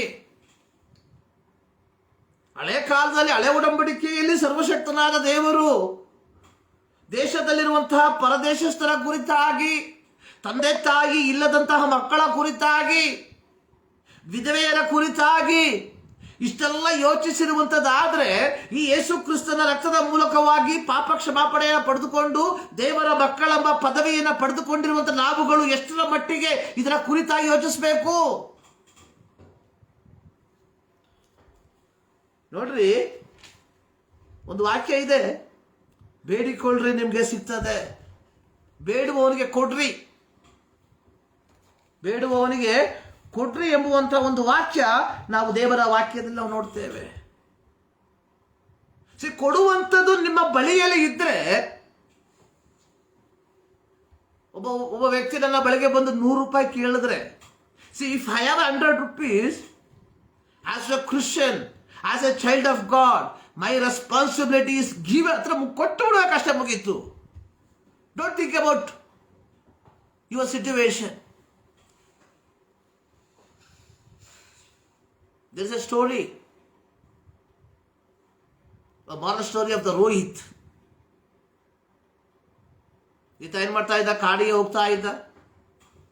ಕಾಡಿಗೆ ಹೋಗುವಂತಹ ಸಂದರ್ಭದಲ್ಲಿ ಒಬ್ಬ ವ್ಯಕ್ತಿ ಕೇಳಿದ, ನನಗೆ ಸ್ವಲ್ಪ ಆಹಾರ ಕೊಡು. ಅವನಲ್ಲಿ ಇರುವಂಥದ್ದು ಸ್ವಲ್ಪ ಮಾತ್ರ ಆಹಾರ. ಅವನು ಹೇಳ್ದ, ನನ್ನ ಹತ್ರ ಆಹಾರ ಇಲ್ಲದ ಮುಂದಕ್ಕೆ ಹೋದ. ಮುಂದೆ ಒಬ್ಬ ವ್ಯಕ್ತಿ ಕೇಳಿದ, ಸ್ವಲ್ಪ ನೀರು ಕೊಡು. ಅವನು ಹೇಳ್ದ, ನನ್ನ ಹತ್ರ ನೀರಿಲ್ಲ. ಮುಂದಕ್ಕೆ ಹೋದ. ಅವನ ಹತ್ರ ಇರುವಂಥದ್ದು ಕೇವಲ ಕಟ್ಟಿಗೆ ಮಾತ್ರ. ಮುಂದಕ್ಕೆ ಹೋಗುವಾಗ ಇನ್ನೊಬ್ಬ ವ್ಯಕ್ತಿ ಸಿದ್ಧ. ಅವನು ಹೇಳ್ದ, ನನಗೆ ಕಟ್ಟಿಗೆ ಕೊಡು, ನನಗೆ ಮನೆ ಕಟ್ಟಬೇಕು. ಈ ರೋಹಿತ್ ಏನ್ ಮಾಡ್ದ, ಅವನಲ್ಲಿದ್ದಂತಹ ಈ ಮರದ ದಿಂಬಿಯನ್ನು ಕೊಟ್ಟ. ಕೊಡುವಂತಹ ಸಂದರ್ಭದಲ್ಲಿ ಹೇಳ್ದ, ನೀನು ನನಗೆ ಆಹಾರ ಕೊಡಬೇಕು, ನೀರು ಕೊಡಬೇಕು. ಈ ವ್ಯಕ್ತಿ ಏನ್ ಮಾಡ್ದ, ಆಹಾರವನ್ನ ನೀರನ್ನ ಕೊಟ್ಟು ಈ ರೋಹಿತನಿಗೆ, ರೋಹಿತ ಏನ್ ಮಾಡ್ದ, ಕಟ್ಟಿಗೆ ಕೊಟ್ಟ. ರೋಹಿತ ಏನ್ ಮಾಡ್ದ, ವಾಪಸ್ ಬಂದ್ಬಿಟ್ಟು ಆ ವ್ಯಕ್ತಿ ಅಲ್ಲಿ ನಿಂತಿದ್ದ ಅವನಿಗೆ ನೀರು ಕೊಟ್ಟ. ಮತ್ತೆ ವಾಪಸ್ ಹೋದ, ಆ ವ್ಯಕ್ತಿಯಲ್ಲಿ ನಿಂತಿದ್ದ ಅವನಿಗೆ ಆಹಾರ ಕೊಟ್ಟ. ಮಾರಲ್ ಸ್ಟೋರಿ, ಸುಂದರವಾದಂತಹ ಒಂದು ಕಥೆ. ನಾವುಗಳು ನಮ್ಮ ಬಳಿಯಲ್ಲಿ ಲಕ್ಷಗಟ್ಟಲೆ ಹಣ ಇದ್ರೇನು, 100 ರೂಪಾಯಿ ಒಬ್ಬ ವ್ಯಕ್ತಿ ಕೇಳಿದ್ರೆ ನಾವು ಹೇಳ್ತೀವಿ, ಐ ಡೋಂಟ್ ಹ್ಯಾವ್, ನನ್ನ ಹತ್ರ ಇಲ್ಲ. 1989 ಅನುಭವ, ನಮ್ಮ ಅನುಭವ. ಹಣದ ಅವಶ್ಯಕತೆ ಬಂತು, ತಂದೆ ತೀರೋಗ್ಬಿಟ್ರು. ತಾಯಿ ಒಬ್ಬ ವ್ಯಕ್ತಿಯ ಬಳಿಗೆ ಕೇಳು, ಸ್ವಲ್ಪ ಹಣ ಕೊಡಿ. ಅವ್ರು ಹೇಳು, ನನ್ನ ಹಣ ಬ್ಯಾಂಕಲ್ಲಿ ಅಡೀ ಭಾಗದಲ್ಲಿದೆ, ಮೇಲೆ ತರಕ್ಕಾಗಲ್ಲ.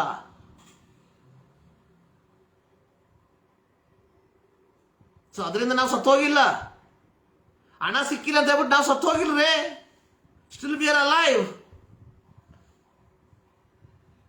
ದ ಬೈಬಲ್ ಸೇ, ಯಾರಾದ್ರೂ ಕೇಳಿದ್ರೆ you must give it. If a person ask means, ಒಬ್ಬ ವ್ಯಕ್ತಿ ಏನಾದರೂ ಕೇಳಿದ್ರೆ ಅವನ ಪರಿಸ್ಥಿತಿ ಏನಾಗಿರ್ಬೇಕು ಎಂಬುದನ್ನು ಯೋಚನೆ ಮಾಡಿ.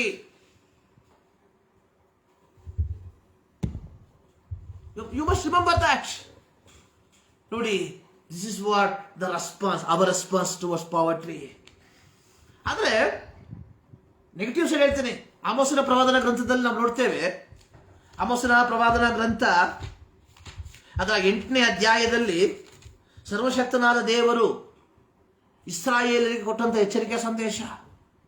ಇದೆಲ್ಲ ಇಸ್ರಾಯೇಲಿಗೆ ಕೊಟ್ಟಿರುವಂತಹ ಸಂದೇಶ ಏನು? ನೀವು ಮೂಲೆಗಳಲ್ಲಿ ಕೊಯ್ಯಬಾರದು, ನೀವು ಅಕ್ಕಲಾಯಬಾರದು, ನಿಮ್ಮ ಸಹೋದರನು ಆರ್ಥಿಕವಾಗಿ ಬಿದ್ದೋಗಿದ್ರೆ ಅವನ್ನ ಮೇಲೆ ಕೆತ್ತಬೇಕು, ನಿಮ್ಮ ಸಿವುಡಿಗಳನ್ನ ನೀವೇನ್ ಮಾಡಬಾರ್ದು, ಬಿಟ್ಟೋಗಿದ್ರೆ ವಾಪಸ್ ತರಬಾರದು. If you read the book of Ruth, you will understand the real story about all these things. ರೂತಳು ಮೋವಾಬ್ಯಳು, ನವೋಮಿ ಇಸ್ರಾಯೇಲಳು. ನವೋಮಿ ಕುಟುಂಬ ಮೋವಾಬ್ ದೇಶಕ್ಕೆ ಹೋಯ್ತು. ಗಂಡ ಸತ್ತೋದ, ಮಕ್ಕಳು ಸತ್ತೋದ್ರು, ಸೊಸೆಯಂದಿರು ವಿಧವೆಗಳಾದ್ರು. ಓರ್ಫಾ ಓಡೋಗ್ಬಿಟ್ಲು, ವಾಪಸ್ಸು ತನ್ನ ತವ್ರ ಮನೆಗೆ ಹೋದ್ಲು. ಆದ್ರೆ ರೂತಳು ನವೋಮಿಯೊಂದಿಗೆ ಇಸ್ರಾಯೇಲ್ ದೇಶಕ್ಕೆ ವಾಪಸ್ ಬಂದ್ಲು. ಬಂದಂತಹ ನವೋಮಿ ಏನ್ ಮಾಡಿದ್ಲು, ರೂತಳಲ್ಲಿ ಮಾಡಿದ್ಲು, ಮಾರನೇ ದಿನ ಅಕ್ಕಲಾಯಕ್ಕೆ ಹೋದ್ಲು. ಎಲ್ಲೋದ್ಲು? ಬೋವಸನ ತೋಟಕ್ಕೆ. So we know the story. So people are ಏನು, ಇವುಗಳನ್ನ ಪಾಲಿಸುವಂತಹ ಒಂದು ಜನಸಮೂಹ ಆಗಿತ್ತು. ಯಾರು? ಇಸ್ರಾಯೇಲರು. ಆದ್ರೆ ಕಾಲಗಳು ದಾಟು ಹೋಗ್ತಾ ಇದ್ದಂಗೆ ಇಸ್ರಾಯೇಲನಾಗ್ಬಿಟ್ರು. ಯೆಹೋವನ ಧರ್ಮಶಾಸ್ತ್ರಕ್ಕೆ ವಿರುದ್ಧವಾಗಿ ನಡೆದಕ್ಕೆ ಶುರು ಮಾಡಿದ್ರು. ಸೊ 8ನೇ ಅಧ್ಯಾಯದಲ್ಲಿ ನಾವು ನೋಡುವಂಥದ್ದು ಧನವಂತರ ಹಣದಾಸೆ. ಹಣದ ಆಸೆಯಿಂದ ಏನ್ ಮಾಡ್ತಾ ಇದ್ದಾರೆ? ಹಣ ಸಂಪಾದಿಸಬೇಕು ಎಂಬ ಉದ್ದೇಶದಿಂದ ಸ್ವಂತ ಸಹೋದರರಿಗೆ ಮೋಸ ಮಾಡುವಂತಹ ಪರಿಸ್ಥಿತಿಗೆ ಬಂದ್ರು ಯಾರು? ಇಸ್ರಾಯೇಲ್ರು. ಇವರ ಕುರಿತಾಗಿ ಸರ್ವಶಕ್ತನಾದ ದೇವರು ಹೇಳ್ತಾ ಇದ್ದಾನೆ, so I am going to judge you. ನಾನು ನಿಮಗೆ ನ್ಯಾಯ ವಿಧಿಸ್ತೇನೆ. I am going to judge you. Please read Amos the book. ಆಮೋಸನ ಪ್ರವಾದನ ಗ್ರಂಥ 8 ಅಧ್ಯಾಯಗಳಿದೆ, 9 ಅಧ್ಯಾಯಗಳಿದೆ. ದಯವಿಟ್ಟು ಓದಿ. You will understand the entire story. ನೋಡಿ, 8ನೇ ಅಧ್ಯಾಯದಲ್ಲಿ ಅದರ 4ನೇ ವಾಕ್ಯ, ಇಸ್ರಾಯೇಲರಲ್ಲಿರುವಂತಹ ಹಣವಂತರು ಹೇಳ್ತಾ ಇದ್ರೆ ಎಷ್ಟು ಹೊತ್ತಿಗೆ ಅಮಾವಾಸ್ಯೆ ತೀರ್ತದೆ. ಯಾಕಂದ್ರೆ ಅಮಾವಾಸ್ಯೆ ಇರುವಂತಹ ಸಂದರ್ಭದಲ್ಲಿ ವ್ಯಾಪಾರ ಮಾಡಂಗಿಲ್ಲ. ಯಾವಾಗ ಸಬ್ಬತ್ತು ಮುಗೀತದೆ, ಯಾಕೆ ಸಬ್ಬತ್ ಸಂದರ್ಭದಲ್ಲಿ ವ್ಯಾಪಾರ ಮಾಡಂಗಿಲ್ಲ. ಇದು ಸರ್ವಶಕ್ತನಾದ ದೇವರು ಇಸ್ರಾಯೇಲರಿಗೆ ಕೊಟ್ಟಿರುವಂತಹ ಆಜ್ಞೆ. ಇವ್ರು ಹೇಳ್ತಾ ಇದ್ದಾರೆ, ನಾವು ಕೊಳಗವನ್ನ ಕಿರಿದು ಮಾಡೋಣ, ತೋಲವನ್ನು ಹೆಚ್ಚಿಸೋಣ, ಸುಳ್ಳು ತಕ್ಕಡಿಯಿಂದ ಮೋಸ ಮಾಡೋಣ, ಬಡವನನ್ನು ಬೆಳ್ಳಿಗೆ, ದಿಕ್ಕಿಲ್ಲದವನನ್ನು ಕೆರಕ್ಕೆ ಕೊಂಡುಕೊಳ್ಳೋಣ, ದೇಶದ ದರಿದ್ರರನ್ನ ನಿರ್ಮೂಲ ಮಾಡೋಣ. ಅಂದ್ರೆ ಇವತ್ತಿನ ಪರಿಸ್ಥಿತಿ ಇದಕ್ಕೆ ಸಮಾನವಾಗಿದೆ. ಇವತ್ತು ಐಶ್ವರ್ಯವಂತ ಆಗ್ತಾ ಇದ್ದಾನೆ, ಬಡವ ಆಗ್ತಾ ಇದ್ದಾನೆ. ಮಧ್ಯಮ ವರ್ಗದಲ್ಲಿದ್ದಂತಹ ಜನ ಇವತ್ತು ಬಡತನಕ್ಕೆ ಹೋಗ್ತಾ ಇದ್ದಾರೆ. ಇವತ್ತು ಕ್ಯಾಪಿಟಲಿಸಂ, ಬಂಡವಾಳಶಾಹಿ. ನೋಡಿ, ಒಂದು ಕಾಲದಲ್ಲಿ ಒಂದು ಮನೆಗೆ ಒಂದು ಟೆಲಿಫೋನ್ ಇತ್ತು. ಇವತ್ತು ಒಂದು ಮನೆಗೆ 4 ವ್ಯಕ್ತಿಗಳಿದ್ರೆ 4 ಟೆಲಿಫೋನ್, 4 ಮೊಬೈಲ್ಗಳು. ಒಂದು ಮೊಬೈಲ್ ಬೆಲೆ ಇವತ್ತು ಇಲ್ಲ ಅಂತ ಹೇಳೋದು 30,000.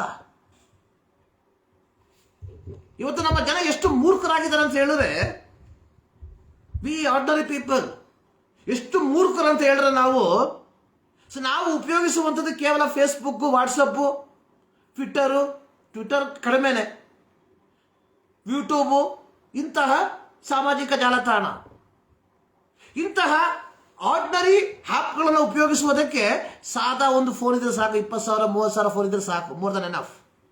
ಆದರೆ ಇವತ್ತು ನಾವು 1.5 ಲಕ್ಷ 2 ಲಕ್ಷ ಕೊಟ್ಬಿಟ್ಟು ಇಂತಹ ಫೋನನ್ನು ಇಸ್ಕೊಳ್ತಾ ಇದ್ದೀವಿ. What is the use of that? ಬಂಡವಾಳಶಾಹಿ. ಸೊ ನಮಗೆ ಅರ್ಥ ಆಗ್ತಾ ಇಲ್ಲ. We are fooling our self.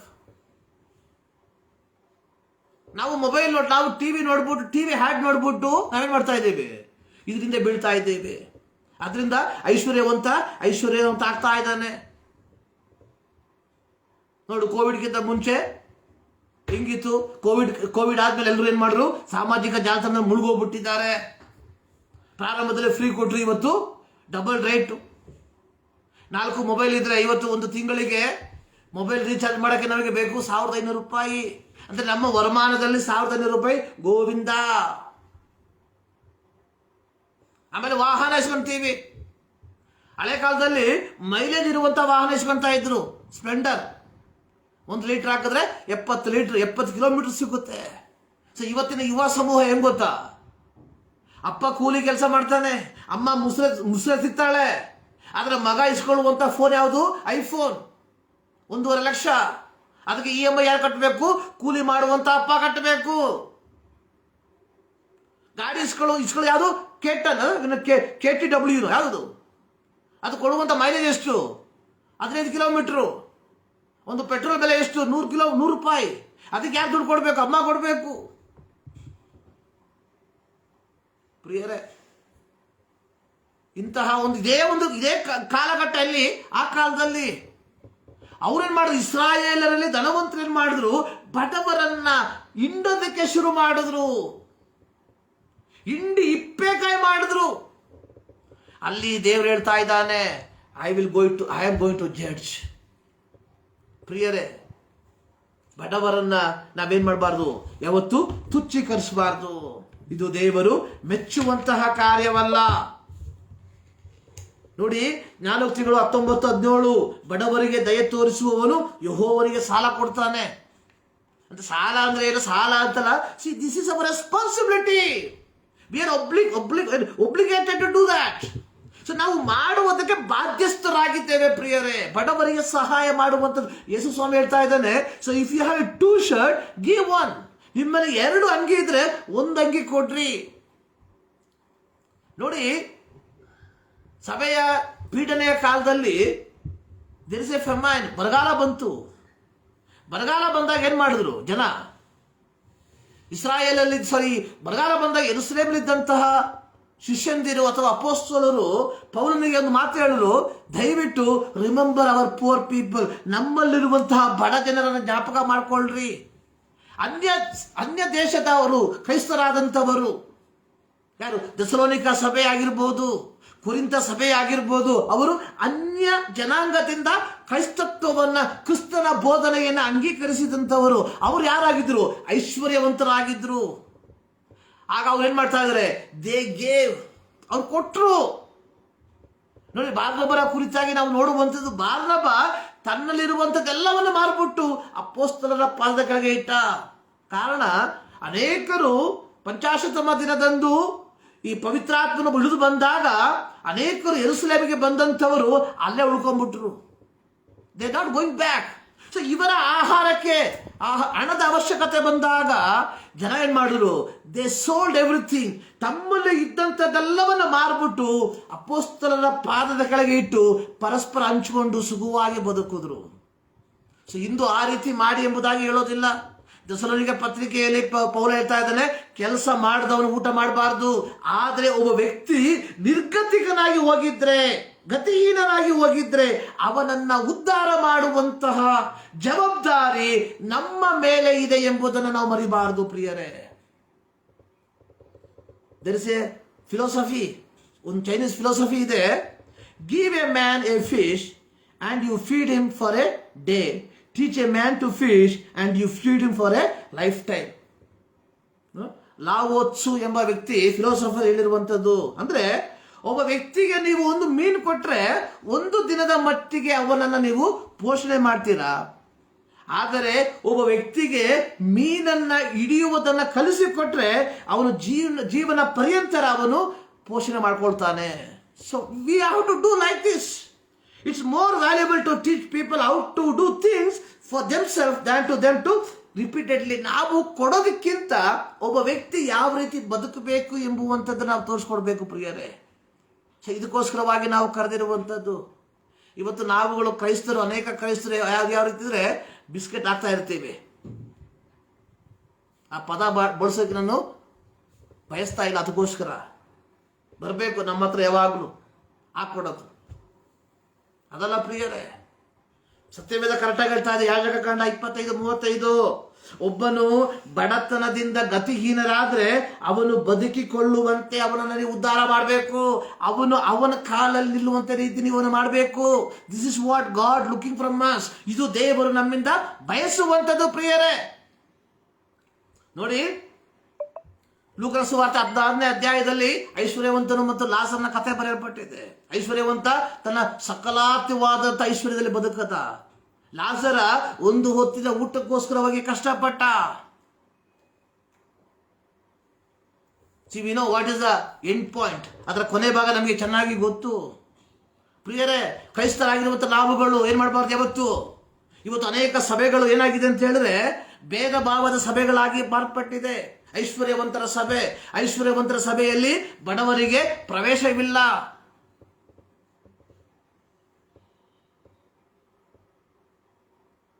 ಐಶ್ವರ್ಯವಂತರು ಹೇಳ್ತಾ ಇದ್ದಾರೆ, ನೀವು ಐಶ್ವರ್ಯವಂತರಾಗಬೇಕಾದ್ರೆ ನಿಮ್ಮಲ್ಲಿ ಇರುವಂತದ್ದೆಲ್ಲ ಕೊಟ್ಬಿಡಿ. ಎಷ್ಟೋ ಜನ ಇರುವಂತದ್ದೆಲ್ಲ ಕೊಟ್ಟು ಬಡವರಾಗಿದ್ದಾರೆ ಪ್ರಿಯರೇ ಇವತ್ತು ಕ್ರೈಸ್ತತ್ವದಲ್ಲಿ. No, you must be very careful. ಯಾಕೋಬನ ಪತ್ರಿಕೆಯಲ್ಲಿ ನಾವು ನೋಡುವಂಥದ್ದು 2ನೇ ಅಧ್ಯಾಯದಲ್ಲಿ ನಾವು ನೋಡ್ತಾ ಇದ್ದೇವೆ, ನಿಮ್ಮಲ್ಲಿ ಪಕ್ಷಪಾತ ಇರಬಾರದು, ಬಡವ ಶ್ರೀಮಂತ ಎಂಬ ಭೇದ ಭಾವ ಇರಬಾರದು, ಬಡವನಿಗೆ ಮುಖ್ಯ ಸ್ಥಾನ ಕೊಡಬಾರದು, ಬಡವನಿಗೆ ಐಶ್ವರ್ಯವಂತನಿಗೆ ಮುಖ್ಯ ಸ್ಥಾನ ಕೊಡಬಾರದು, ಬಡವನನ್ನ ಹಿಂದಕ್ಕೆ ತಳ್ಳಬಾರದು. So we are all image of God. ನಾವೆಲ್ಲರೂ ದೇವರ ಪ್ರತಿರೂಪಗಳಾಗಿದ್ದೇವೆ. ಸೊ ನಿಮ್ಮಲ್ಲಿ ಹಣ ಇರ್ಬೋದು, ಮತ್ತೊಬ್ಬನಲ್ಲಿ ಹಣ ಇಲ್ಲದೆ ಇರಬಹುದು. ಪ್ರಿಯರೇ, ಒಮ್ಮೆ ಒಬ್ಬ ಪಾದ್ರಿ, ಕ್ಯಾಥಲಿಕ್ ಫಾದರ್ ಅವರು ಹೇಳಿರುವಂತಹ ಒಂದು ವಿಡಿಯೋ ಇದೆ ಮಲಯಾಳದಲ್ಲಿ.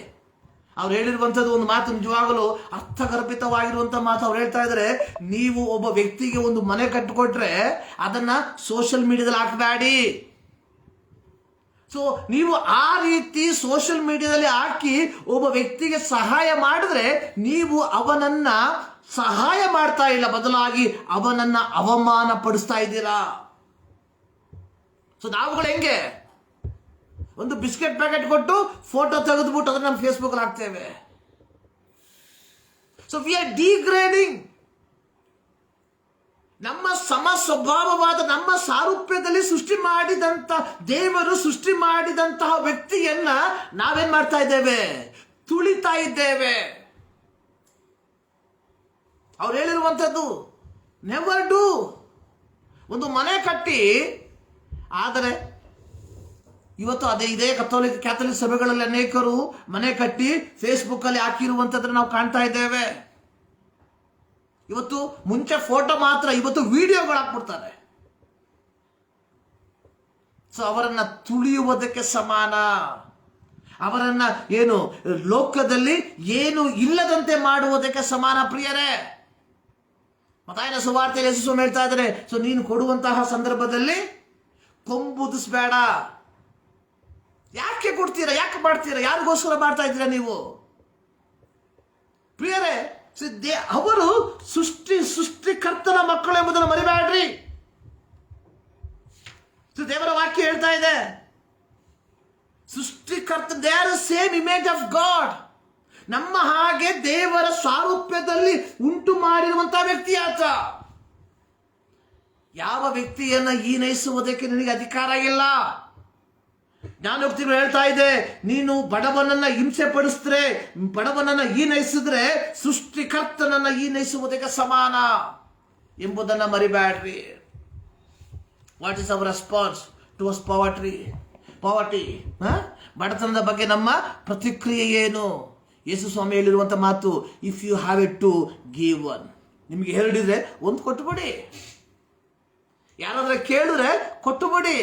When you have to give, ಕೊಡುವಂಥದ್ದು ನಿನ್ನ ಬಳಿಯಲ್ಲಿ ಇದ್ದಾಗ, do not hold it back. ಅದನ್ನ ಇಟ್ಕೊಂಬೇಡ. ನೀನು ಎಷ್ಟು ಇಟ್ಕೊಂತೀಯೋ ಅಷ್ಟು ಶಾಪ ನಿನ್ನ ಮೇಲೆ ಬರ್ತದೆ ಎಂಬುದನ್ನು ನೀನು ಮರಿಬೇಡ. ಸೊ ನೀನು ನೆನೆಸ್ಕೊಬಹುದು, ನಾನು ಮಾಡಿ ನನ್ನ ಮಕ್ಕಳಿಗೆ ಕೊಡ್ತೀನಿ. ಎಲ್ಲಿ ತನಕ? ಮೇ ಬಿ 20 ವರ್ಷ, 30 ವರ್ಷ, 50 ವರ್ಷ ಅದಾದ್ಮೇಲೆ ನೀನು ಮಾಡಿರುವಂಥದ್ದು ಯಾರು ಅನುಭವಿಸ್ತಾರೆ. ಈಗ ನಮ್ಮ ಸೋಷಿಯಲ್ ಮೀಡಿಯಾದಲ್ಲಿ ಇರುವಂತಹ ಒಂದು ಟ್ರೆಂಡ್ ಆಗಿರುವಂತಹ ಒಂದು ಇದು, ಸೊ 100 ವರ್ಷಗಳ ಹಿಂದೆ ನೀನಿರುವಂತಹ ಜಾಗ ಯಾರ್ದೋ ಆಗಿತ್ತು, ಹೌದಲ್ವಾ? ಸೊ ಹಿಂದಿಗೆ 100 ವರ್ಷ, ಇವತ್ತೆಷ್ಟು? 2024. 2124 ಆಗಸ್ಟಿಗೆ ಲೋಕ ಇದ್ರೆ ಇವತ್ತು ನಾವು ವಾಸ ಮಾಡುವಂತಹ ಮನೆ ಯಾರ್ದೋ ಆಗಿರುತ್ತೆ, ಕೆಲವೊಮ್ಮೆ ಭೂತ ಮನೆ ಆಗಿರುತ್ತೆ. ನಾವು ಓಡಾಡುವಂತ ವಾಹನ ತುಕ್ಕಿಡ್ದು ಹೋಗಿರುತ್ತೆ. ಇವೆಲ್ಲ ಇಷ್ಟ ಪ್ರಿಯರೇ. ನಾವು ಮಂಡಿಗೆ ಮಣ್ಣಾಗಿರ್ತೇವೆ. ಕೆಲವೊಮ್ಮೆ ನಮ್ಮ ಏನು ಸಂತತಿ, we don't know what will happen. ಕೆಲವೊಮ್ಮೆ ನಿರ್ಗತಿಕರಾಗಿ ಹೋಗ್ಬಿಡ್ತಾರೆ. ಡೋಂಟ್ ಥಿಂಕ್ ದಟ್ ನಾನು ಮಾಡಿಟ್ಬಿಟ್ರೆ ಜೀವನ ಪರ್ಯಂತರ ನನ್ನ ಸಂತತಿ ರಾಜರಾಗಿ ಬದುಕ್ತಾರೆ ಎಂಬುದಾಗಿ. ಚರಿತ್ರೆಯಲ್ಲಿ ಅಂತಹ ಸಂಭವಗಳೇ ಇಲ್ಲ ಪ್ರಿಯರೇ. 100 ವರ್ಷಕ್ಕೆ ಹಿಂದಕ್ಕೆ ಹೋಗಿ ನೋಡ್ರಿ, you will understand how the cycle, ಕಾಲಚಕ್ರ ಯಾವ ರೀತಿ ತಿರುಗ್ತಾ ಇದೆ ಎಂಬುದಾಗಿ. ಸೊ ಇದು ಚಕ್ರ ಪ್ರಿಯರೇ, ತಿರುಗ್ತಾ ಇರ್ತದೆ. ಮೇಲಿರುವಂತವನು ಕೆಳಗೆ ಬರ್ತಾನೆ. ಐಶ್ವರ್ಯವಂತ ಇಂದು ಐಶ್ವರ್ಯವಂತನಾಗಿರುವಂತವನು 100 ವರ್ಷಕ್ಕೆ ಅವನ ಸಂತತಿ ಭಿಕ್ಷಾಧಿಪತಿಗಳಾಗಿರ್ತಾರೆ. ಇಂದು ಭಿಕ್ಷಾಧಿಪತಿ ಆಗಿರುವಂತವನು 100 ವರ್ಷಕ್ಕೆ ಅವನ ಸಂತತಿ ಐಶ್ವರ್ಯವಂತನಾಗಿರ್ತಾನೆ. Again it will rotate. But my responsibility as a living being, ಒಬ್ಬ ಬದುಕಿರುವ ವ್ಯಕ್ತಿಯಾಗಿ ನನ್ನ ಜವಾಬ್ದಾರಿ, as a child of God, ಒಬ್ಬ ದೇವರ ಮಗನಾಗಿ ನನ್ನ ಜವಾಬ್ದಾರಿ ಎನ್ನುವಂಥದ್ದು ಕರುಣೆ ತೋರಿಸುವಂಥದ್ದು. ಕರುಣೆಯುಳ್ಳವರು ಧನ್ಯರು, ಅವರು ದೇವರ ಮಕ್ಕಳೆನಿಸಿಕೊಳ್ತಾರೆ. ಪ್ರಿಯರೇ, ಸೊ ನಮ್ಮಲ್ಲಿ ಕರುಣೆ ಉಂಟಾ? ಕರುಣೆಯುಳ್ಳವರು ಧನ್ಯರು, ಅವರು ಕರುಣೆ ಹೊಂತಾರೆ. ಹೌದು ಪ್ರಿಯರೇ, ದೇವರ ವಾಕ್ಯ ಸುಳ್ಳಾಗೋದಿಲ್ಲ. ಮಾನಸಿಕವಾದ ಲೆಕ್ಕಾಚಾರಗಳು ತಲೆ ಕೆಳಗಾಗ್ತದೆ. ಮಾನಸಿಕವಾದ ಲೆಕ್ಕಾಚಾರಗಳು ಬುಡ ಮೇಲಾಗ್ತದೆ. ಮಾನಸಿಕವಾದ ಲೆಕ್ಕಾಚಾರಗಳು ಸುಳ್ಳಾಗ್ತದೆ, ಆದರೆ ದೇವರ ವಾಕ್ಯ ಎಂದಿಗೂ ಸುಳ್ಳಾಗೋದಿಲ್ಲ. ಕರುಣೆಯುಳ್ಳವರು ಧನ್ಯರು, ಅವರು ಕರುಣೆಯನ್ನು ಹೊಂತಾರೆ. ಯೇಸು ಕ್ರಿಸ್ತನ ಮೂಲಕವಾಗಿ ಯೇಸು ಕ್ರಿಸ್ತನ ಕರುಣೆಯ ಮೂಲಕವಾಗಿ ದೇವರ ಮಕ್ಕಳಾಗಿರುವ ನಾವುಗಳು ಪ್ರಿಯರೇ, ಕ್ರಿಸ್ತನ ಬೋಧನೆಗೆ ಅನುಗುಣವಾಗಿ ನಾವು ಜೀವಿಸುವಂತವರಾಗಿರುವ ಈ ಮಾತುಗಳ ಮೂಲಕ ದೇವರು ನಿಮ್ಮನ್ನು ಆಶೀರ್ವಾದ ಮಾಡಲಿ. ಪ್ರಾರ್ಥನೆ ಮಾಡುವ. ಸರ್ವಶಕ್ತನಾದ ದೇವರೇ, ಮತ್ತು ದಾವರ್ತಿ ನಿಮ್ಮ ಸನ್ನಿಧಾನಕ್ಕೆ ನಮ್ಮನ್ನು ಸಮರ್ಪಿಸ್ತಾ ಇದ್ದೇವೆ. ನಿಮ್ಮ ವಾಕ್ಯದ ಮೂಲಕ ನಮ್ಮನ್ನು ಎಚ್ಚರಿಕೆ ಪಡಿಸಿದ್ದಕ್ಕಾಗಿ ಸ್ತೋತ್ರ. ಹೌದು ಕರ್ತನೆ, ಕೇಳಲ್ಪಟ್ಟ ವಾಕ್ಯ ಅನುಸಾರವಾಗಿ ನಮ್ಮ ಜೀವಿತವನ್ನು ಕ್ರಮಪಡಿಸಿಕೊಳ್ಳುವಂತೆ ಕೃಪೆ ಮಾಡಿ. ಪ್ರಾರ್ಥನೆಗಳಿಗಾಗಿ ಸ್ತೋತ್ರ. ಯೇಸು ಕ್ರಿಸ್ತನ ನಾಮದಲ್ಲಿ ಬಿಡುತ್ತೇವೆ ನಮ್ಮ ಪ್ರೀತಿಯ ತಂದೆ. ನಮ್ಮ ಕರ್ತನಾದ ಯೇಸು ಕ್ರಿಸ್ತನ ಕೃಪೆ, ತಂದೆಯಾದ ದೇವರ ಪ್ರೀತಿ, ಪವಿತ್ರಾತ್ಮನ ನ್ಯೂನತೆ ನಮ್ಮೆಲ್ಲರ ಸಂಗಡ ಇಂದಿನಿಂದ ಸದಾ ಕಾಲವು ನೆಲೆಯಾಗಿರಲಿ. ಆಮೇನ್. ಸರ್ವಶಕ್ತನಾದ ದೇವರು ನಿಮ್ಮೆಲ್ಲರನ್ನ ಧಾರಾಳವಾಗಿ ಆಶೀರ್ವದಿಸಿ.